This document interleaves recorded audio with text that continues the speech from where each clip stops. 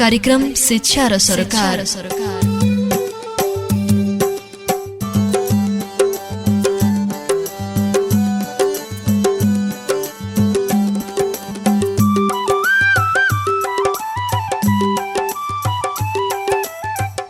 नमस्कार, साप्ताहिक रेडियो शैक्षिक कार्यक्रम शिक्षा र सरोकारमा यहाँलाई हार्दिक स्वागत छ।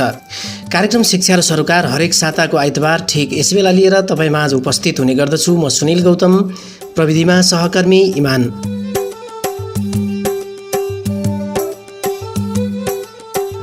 कार्यक्रम शिक्षा र सरोकार शिक्षासँग सरोकार राख्ने कुनै पनि विषयवस्तुमाथि केन्द्रित रहँदै चर्चा परिचर्चा गरिने कार्यक्रम हो।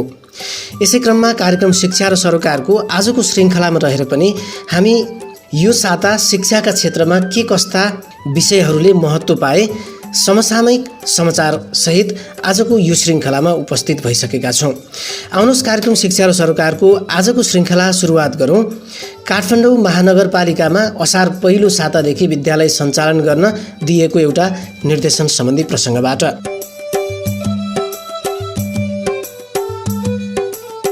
काठमाडौँ महानगरपालिकाले आगामी असार महिनाको पहिलो सातादेखि नयाँ शैक्षिक सत्र सुरु गर्ने निर्णय गरेको छ। नगर कार्यपालिका कार्यालयको आइतबार बसेको बैठकले सरकारले संशोधित नियमावली अनुसार दिएको निर्देशनले सबै विद्यालयहरूले शैक्षिक सत्र 2077 को वार्षिक परीक्षाहरू जेठ 20 गतेसम्म सकाएर नतिजा समेत प्रकाशन गरी असार पहिलो साता नयाँ शैक्षिक सत्र सुरु गर्नुपर्ने महानगरका शिक्षा अधिकारी रामप्रसाद सुवेदीले बताउनुभयो। केन्द्र सरकारकै निर्देशन अनुसार शिक्षा अधिकारी सुवेदीको हस्ताक्षर सहितको निर्देशन सबै विद्यालयलाई आइतबार नै दिएको सूचनाको वेबसाइट समेत प्रकाशन गरिएको छ। विद्यालयहरूलाई दिएको निर्देशनमा शैक्षिक सत्र 77 को वार्षिक परीक्षा मूल्याङ्कन पाठ्यक्रमले व्यवस्था गरे अनुसार विद्यालयहरूले अनुकूल हुने गरी उपयुक्त मूल्याङ्कन गर्न समेत उल्लेख गरिएको छ। यसका साथै मूल्याङ्कन प्रक्रिया, अनलाइन परीक्षा, अफलाइन परीक्षा, यसै शैक्षिक सत्रमा सञ्चालित टर्मिनल परीक्षा, टेलिफोन निरन्तर विद्यार्थी मूल्याङ्कन, इमेलबाट प्रश्न पठाएर वा अन्य कुनै उपयुक्त ढाँचा अपनाई 78 जेठ 20 गतेसम्म सम्पन्न गर्नुपर्ने शिक्षा अधिकारी सुवेदीले जानकारी दिनुभएको हो। जेठको मसान्तसम्म नतिजा प्रकाशन गर्ने र असार पहिलो साताबाट 78 सालको नयाँ शैक्षिक सत्र सञ्चालन गर्न गराउन व्यवस्था विद्यालयहरूले मिलाउनका लागि आइतबार निर्देशन जारी भएको हो। शिक्षा अधिकारी सुवेदीले भन्नुभयो, जेठ 1 गते काठमाडौँ महानगरपालिकाभित्र सञ्चालित विद्यालयहरूले जुम मिटिङमा छलफल भएर चालु शैक्षिक सत्र समयमै सम्पन्न गर्नुपर्ने निर्णय गरिएको बताउनु भएको छ। काठमाडौँ महानगरभित्र करिब 2 लाख विद्यार्थीहरू परीक्षाको त्रासमा रहेकोले उनीहरूलाई समयमै निकास दिन महानगरले यस्तो निर्णय गरेको बताइएको छ।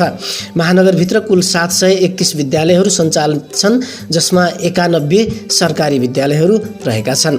सरकारी विद्यालयहरू सरकारको नीति नियम मानेर विद्यालय सञ्चालन गर्छन्, तर निजी विद्यालयहरू भने परीक्षा सकाएर वैशाखदेखि नै नयाँ भर्ना समेत लिएको र कक्षा समेत सञ्चालन गरिरहेको सरकारी विद्यालयहरूको प्रहरूले जुम मिटिङमा गुनासो गरेका हुन्।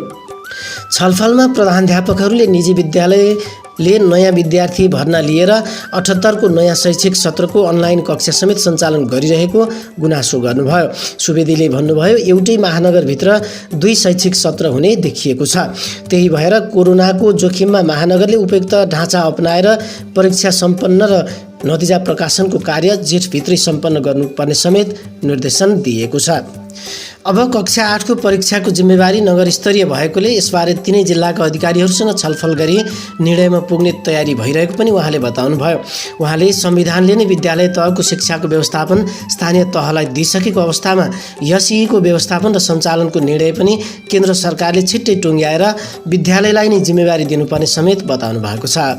कालीमाटीमा रहेको जनप्रभात माविका प्रधानाध्यापक सत्येन्द्रलाल कर्णले एउटै महानगरमा निजी र सरकारी विद्यालयबीच शैक्षिक सत्र नै 2 खाले हुँदा महानगरपालिका शिक्षा विभागले निजी विद्यालयलाई कुनै कारबाही गर्न नसकेको गुनासो गर्नुभएको हो।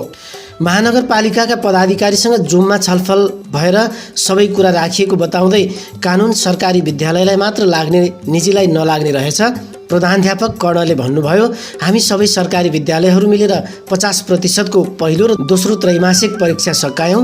अब 25% को आन्तरिक मूल्याङ्कन, विद्यार्थीको प्रस्तुति, लगन, व्यवहार र परियोजना कार्यको गर्नेछौँ भने 25% लाई अनलाइन परीक्षाको निर्णयअनुसार गर्ने निर्णय भएको छ।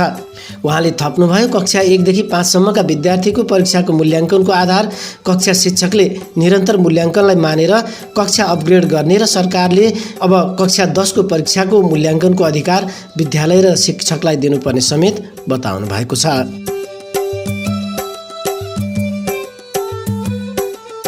यता कोरोना भाइरस कोभिड-19 सँगै अन्यलमा परेको यस वर्षको एसई परीक्षाबारे अर्को एउटा प्रसङ्ग।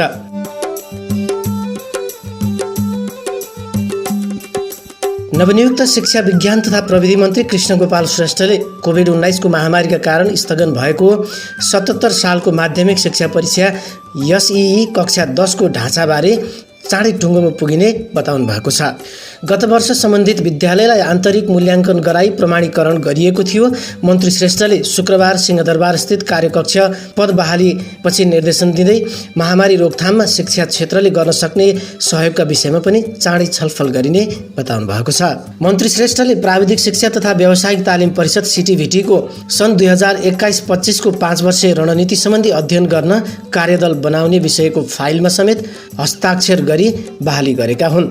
मन्त्री श्रेष्ठलाई मन्त्रालयका सचिव रामप्रसाद थपलिया र डाक्टर सञ्जय शर्मा लगायतले स्वागत गर्नुभएको थियो।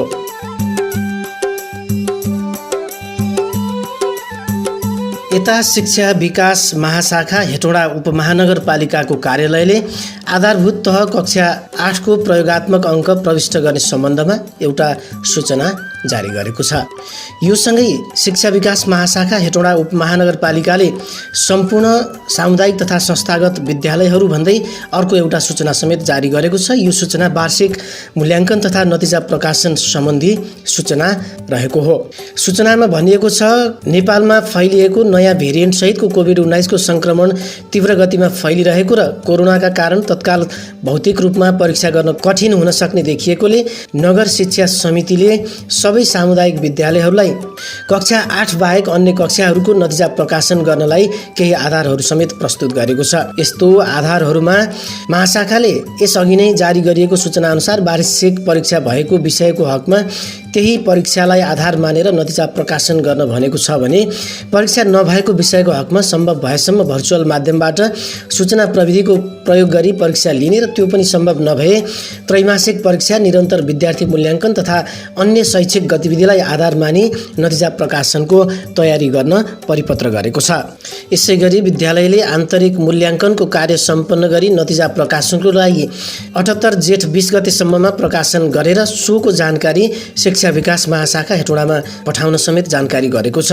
नतिजा प्रकाशन गर्दा विद्यार्थीको नाम नामेसी देखिने गरी सामाजिक सञ्जालबाट प्रकाशन नगर्ने र नतिजा प्रकाशन गर्दा group message, mobile phone, Viber, email message, chat आदिका माध्यमबाट विद्यार्थीलाई जानकारी गराउन समेत भनिएको छ। यस वर्षको शैक्षिक सत्र जेठ महिना भरि रहेकोले विद्यार्थी भर्ना प्रक्रिया असाढ महिनाको पहिलो हप्ताबाट मात्रै सुरु गर्न पनि परिपत्रमा भनिएको छ। अन्य सिकाइका क्रियाकलापहरू भने वैकल्पिक सिकाइ सहजीकरण निर्देशिका 2000 अनुसार गर्न र कक्षा 8 को आधारभूत तहको परीक्षा सम्बन्धमा यथाशीघ्र निर्णय गर्ने समेत शिक्षा विकास महाशाखा हेटौँडा उपमहानगरपालिकाले विद्यालयहरूलाई जारी सूचनामा निर्देशन दिएको छ।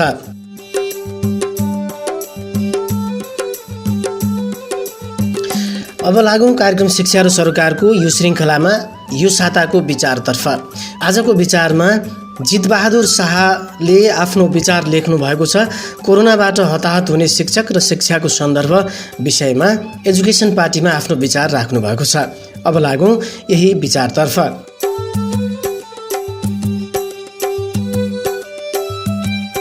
हिजो आज फेसबुकमा कसैको फोटो देख्ने बित्तिकै खुसी हुनुभन्दा पनि भयले गाँज्ने गर्दछ। यद्यपि जन्म, विवाह र कर्म प्राप्त गरेका सफलताका लागि दिएका शुभकामना र बधाईहरूका पनि पोस्टहरू यदाकदा अहिले पनि आउँछन्। तथापि तिनको तुलनामा मृत्युका कारणले पोस्ट गरेका श्रद्धाञ्जलीहरू अत्याधिक हुने गर्दछन्। त्यसैले पनि पोस्टमा लेखिएका अक्षरहरू भन्दा पनि फोटोमा पहिले आँखा पर्दछ र अक्षरहरू पढ्न नभ्याउँदासम्म आँखाहरू भयभीत हुँदै अक्षरहरू खोज्न थाल्दछन्। यहाँसम्म कि जन्मदिन, विवाह उत्सव र कर्म प्राप्त भएका सफलताका कुराहरू पढ्दा समेत मुटु कापिरहेको हुन्छ। कुरा प्रष्ट बुझेपछि मात्रै मन ठेगानमा आउँछ। बाँचेपछि कस्ता कस्ता दिनहरू भोग्नुपर्ने रहेछ। जन्त जाँदा पनि मलामी गएको हो कि झैँ लाग्ने, मित्र भेटिँदा पनि शत्रु भेटिएको हो कि झैँ गरी डराउनु पर्ने, कसैले गतिलो काम गरेकोमा बधाई पाउँदा समेत सिद्धिएछ कि भनेर तर्सिनुपर्ने। बर्दियाका चिरपरिचित शिक्षक युवराज घिमिरेको फोटो फेसबुकमा पोस्ट भएको देखेँ। यो पङ्क्तिकारलाई उहाँ बिरामी भएको समेत जानकारी थिएन।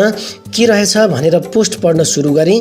भयभीत हुँदै पढ्न सुरु गरेको भए तापनि उहाँ मान्छे राम्रो हो, केही असल काम गरेर पो कसैले बधाई दिनको लागि फोटो पोस्ट गरेको पनि हुनसक्छ भन्ने भावसहित मनको एउटा कुनामा आशाको त्यान्द्रो चाहिँ बाँकी थियो।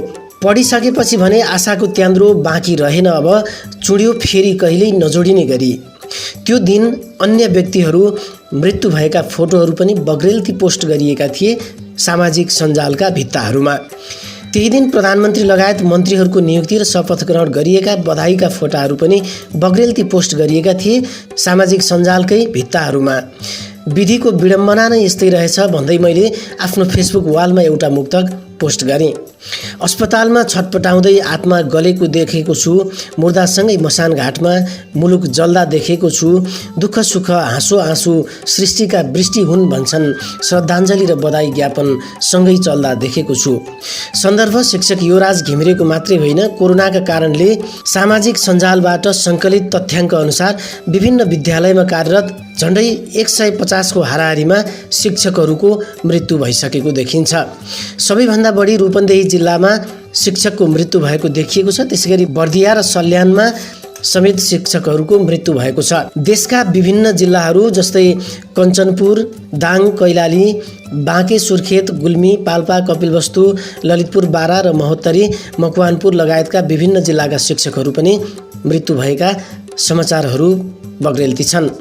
एउटा शिक्षकको मृत्युले घरमा भएका सन्ततिहरू त टुहुरा भए नै। मलाई लाग्छ विद्यालयमा बालबालिकाहरू समेत एउटा गतिलो अभिभावक गुमाएको महसुस गरिरहेका छन्।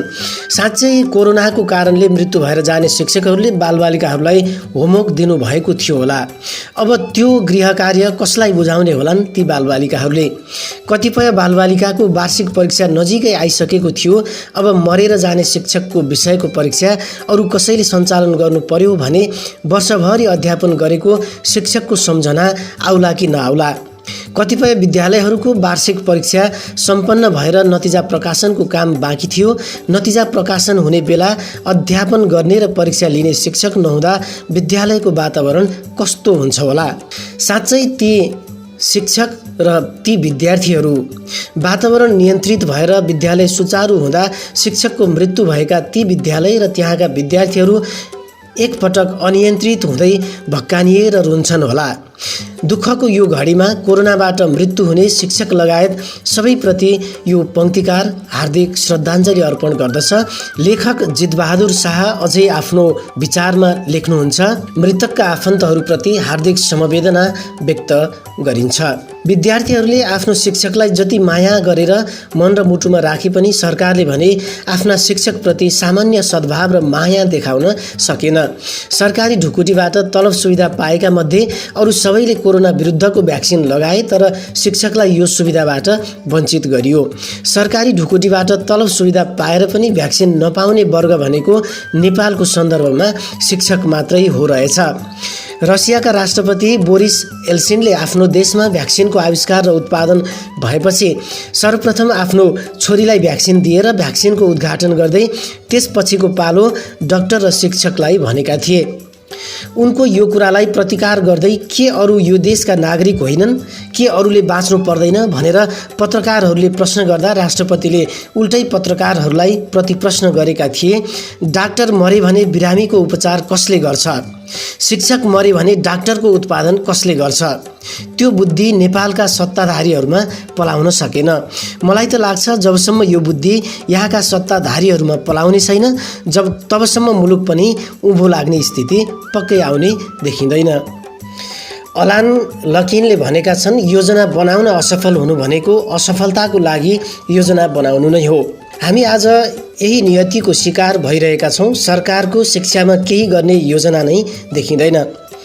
यो भनेको शिक्षालाई ध्वस्त बनाउने योजना बनाउनु सरह हो। कोही व्यक्तिसँग असल हुने योजना छैन भने ऊ स्वभावैले खराब हुन्छ। यो दुनियाँमा खराब भएका मानिसहरूलाई खराब हुने भनेर योजना बनाएर खराब भएका पनि होइनन्। यस सम्बन्धमा अब्राहम लिङ्कन भन्छन्, यदि मलाई कसैले दाउरा काट्नका लागि 6 घण्टाको समय दिइन्छ भने मैले 4 घण्टाको समय बन्चरो उदाउनमा खर्च गर्नेछु। यसबाट प्रष्ट हुन्छ कि योजना बनाउनु महत्त्वपूर्ण छ। हामी कहाँ त योजना हुँदैन, समस्या जे आउँछ काम चलाउ पाराले समाधान गरिन्छ। यसरी समाधानको लागि समस्यालाई प्राथमिकतामा राख्ने क्रममा पनि समतामूलक किसिमबाट लक्षित समूहको आवाजलाई भन्दा पनि सत्ता हल्लाउन सक्ने ताकत भएका आवाजहरूलाई शून्य गरिएको छ। यो समयमा आएर शिक्षाको क्षेत्रमा आवाज सत्ता हल्लाउने गरी शक्तिशाली हुन नसकेको अवस्था छ। कारण प्रश्न छ कि शिक्षामा काम गर्नेहरू मनकारी हुन सकेनन्। साझा आवाजका लागि सङ्घर्ष गर्ने होइन कि व्यक्तिगत स्वार्थका लागि दैलो घचघच्याउनेहरूको नेतृत्वमा बोलवाला देखिन्छ। समस्या एउटै भए पनि शिक्षक र शिक्षामा काम गर्ने कर्मचारीहरूकै बीचमा हार्दिकता देखिँदैन। शिक्षकहरूको बीचमा समेत हुनुपर्ने जति हार्दिकता देखिँदैन। विडम्बना भन्नुपर्छ, अहिलेको सवालमा शिक्षकमाथि सरकार यसरी वास्तापूर्ण रूपमा प्रस्तुत हुनुमा शिक्षकहरू आफै पनि साझा सवालमा एक हुन नसकिरहेको अवस्था पक्कै हो। अघि लागेर बाटो देखाउनु पर्ने शिक्षकवर्ग राजनैतिक दलहरू जति छन् उति नै शिक्षकका सङ्गठनहरू बनाएर उनीहरूकै पछि लाग्ने हो र उनीहरूकै निर्देशनमा चल्ने हो भने सरकारले शिक्षकहरूलाई टेर्ने कुरा पनि त भएन। त्यसैले पनि कोरोनाको खोप लगायत हरेक कुरामा शिक्षा र शिक्षक पछि पर्ने कुरा नौलो होइन र नौलो हुने पनि देखिँदैन।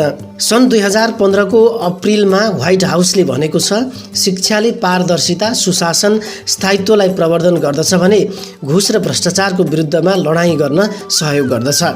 विकासोन्मुख देशहरूका निम्ति शिक्षा भनेको भावी आर्थिक वृद्धि र दिगो विकासका लक्ष्य एवं जीवनस्तरमा सुधार गर्ने एक महत्त्वपूर्ण साँचो हो। यसरी नै सन् 1980 को दशकमा चीनमा देङ स्याओपिङले देशलाई बदल्न 4 क्षेत्रमा आधुनिकीकरणको घोषणा गर्नुभएको थियो। यसमा कृषि, उद्योग, सुरक्षा र विज्ञान एवं प्रविधि।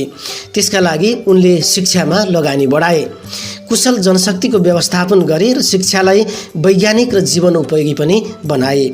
शिक्षामा क्रान्तिकारी परिवर्तन भएकै कारणले अरू क्षेत्रमा पनि क्रान्तिकारी परिवर्तन देखियो र यसकारण चीन छोटो समयमै विश्वको शक्ति राष्ट्रमा दर्ज हुन पुगेको हो।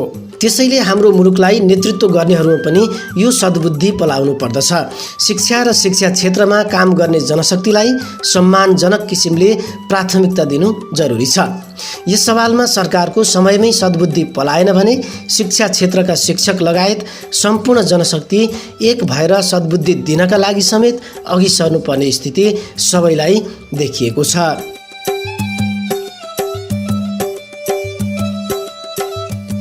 श्रोता, यो थियो जितबहादुर शाहले प्रस्तुत गर्नुभएको उहाँको आफ्नो विचार।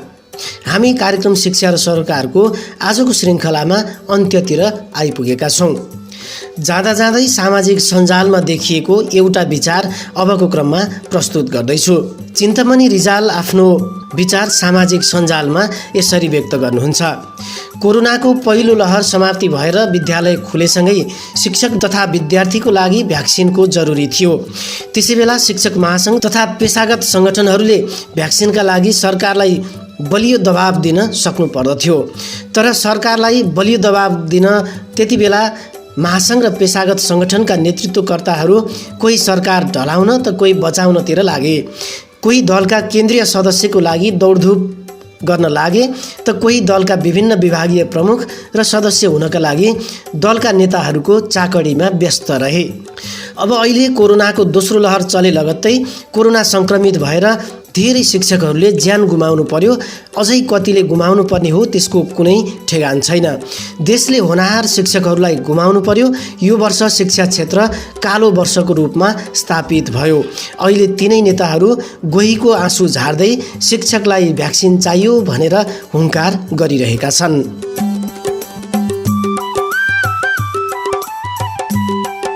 श्रोता, चिन्तमणि रिजालको यो विचार सँगसँगै कार्यक्रम शिक्षा र सरोकारको आजको यो श्रृङ्खला यति नै। कार्यक्रमको यो श्रृङ्खलाबाट यतिन्जेल कार्यक्रम सुनेर बस्नुहुने तपाईँ अनि प्रविधि संयोजनमा साथ दिने सहकर्मी इमानलाई धेरै धेरै धन्यवाद। कार्यक्रम शिक्षा र सरोकारको आउँदो श्रृङ्खला पुनः अर्को आइतबार ठिक यसै बेला लिएर उपस्थित हुने नै छु। त्यतिन्जेलसम्मका लागि म सुनिल गौतम बिदा चाहन्छु। नमस्कार। कार्यक्रम शिक्षा र सरोकार।